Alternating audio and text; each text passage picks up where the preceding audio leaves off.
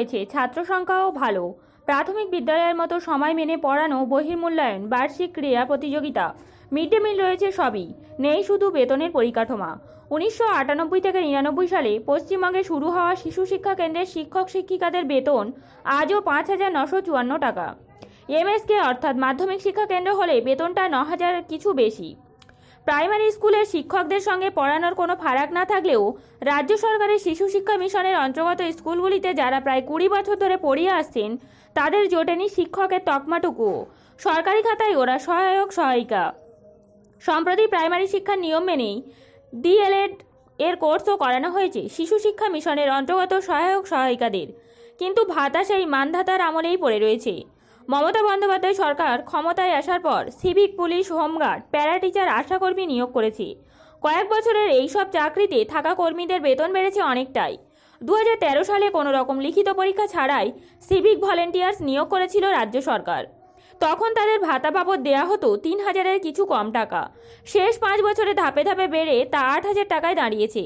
কিন্তু 20 বছর চাকরি করার পরও শিশু শিক্ষার সহায়ক সহায়িকাদের ভাতা 5,954 টাকা। এমনটা কেন? মমতা বন্দ্যোপাধ্যায় সরকারের কাছে দুয়োরানি হয়ে রয়েছে কেন শিশু শিক্ষা মিশনের স্কুলগুলি কিংবা তার সহায়ক সহায়িকারা? সরকারি ওয়েবসাইটের দেয়া তথ্য বলছে, পশ্চিমবঙ্গে 16,098টি শিশু শিক্ষা কেন্দ্র রয়েছে, যেখানে পড়ান প্রায় 1 লক্ষের কাছাকাছি সহায়ক সহায়িকারা। অর্থাৎ এক বড় অংশের মানুষের রুজি রুটি জড়িয়ে রয়েছে শিশু শিক্ষা মিশনের স্কুলগুলির সঙ্গে। কিন্তু তারপরেও কেন রাজ্য সরকারের অবহেলার পাত্র শিশু শিক্ষা মিশনের সঙ্গে জড়িত মানুষগুলি? নাম প্রকাশে অনিচ্ছুক এক শিশু শিক্ষা সহায়িকা তথা ইউনিয়নের নেত্রীর বক্তব্য, দিদি মনে করেন বাম আমলে তৈরি এই শিশু শিক্ষা মিশনের কর্মীরা সিপিএমের ভোটার, তাই আমরা সৎ ছেড়ে হয়েই রয়েছি।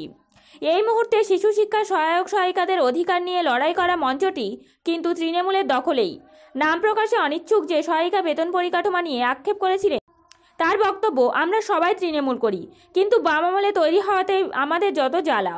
শিক্ষামন্ত্রী, পঞ্চায়েত মন্ত্রী থেকে প্রয়োজনীয় সমস্ত দপ্তরের কড়া নেড়ে আবেদন জানিয়ে চিঠি লিখে আমরা ক্লান্ত। প্রতিশ্রুতি মিললেও 1 টাকাও বেতন বাড়েনি আমাদের। সূত্রের খবর, সিপিএমের সময় প্রতি 3 বছরে একটি নির্দিষ্ট হারে ভাতা বাড়ত শিশু শিক্ষা সহায়ক সহায়িকাদের।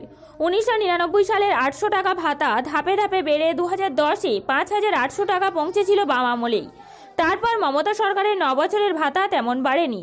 এখন 5,954 টাকা ভাতা পান শিশু শিক্ষা সহায়ক সহায়িকারা। পশ্চিমবঙ্গের প্রায় প্রতিটি জেলার প্রত্যন্ত গ্রামীণ এলাকায় যেখানে প্রাইমারি স্কুল নেই, সেখানে শিশু শিক্ষায় একমাত্র সম্বল গ্রামের কচিকাচাদের জন্য। তবে প্রাইমারি শিক্ষকদের সঙ্গে পরিশ্রম একই হলেও বেতনের পার্থক্য অনেকটাই। শেষ প্রাইমারি শিক্ষক নিয়োগ পরীক্ষা পাশ করে যেসব শিক্ষক শিক্ষিকারা প্রাথমিক স্কুলে যোগ দিয়েছেন তাদের সুরায়িত বেতন প্রায় 18,000 টাকা। 20 বছর যারা চাকরি করছেন তাদের বেতন 30,000 ছাড়িয়েছে। কিন্তু প্রায় একই পরিশ্রম এবং যোগ্যতা নিয়েও অনেকটাই কম ভাতা পান শিশু শিক্ষা মিশনের অন্তর্গত সহায়ক সহায়িকারা।